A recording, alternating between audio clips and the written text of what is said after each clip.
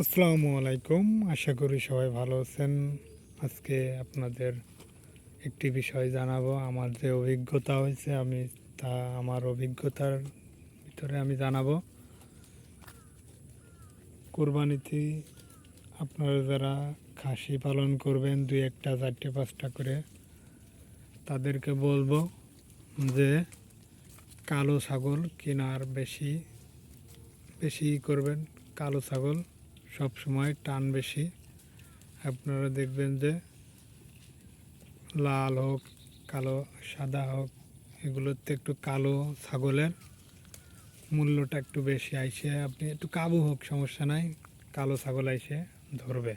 ঠিক আছে, আমি বলবো আপনি একটু কালো ছাগল কেনার চেষ্টা করবেন কোরবানির জন্য। দেখবেন যে আপনার ছাগলটা 2,000, 500, 1,000 বেশি দিয়ে কিনে নিয়ে যাবে যারা কোরবানি দেবে।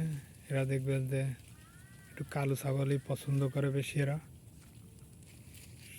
ঠিক আছে, কালো ছাগল কিনবেন কোরবানির জন্য।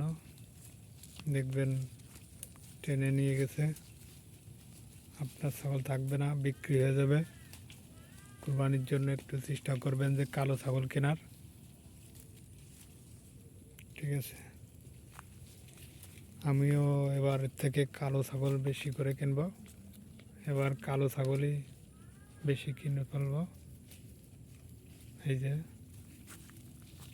সব কালো ছাগল কেনা হবে এবার বেশিরভাগই।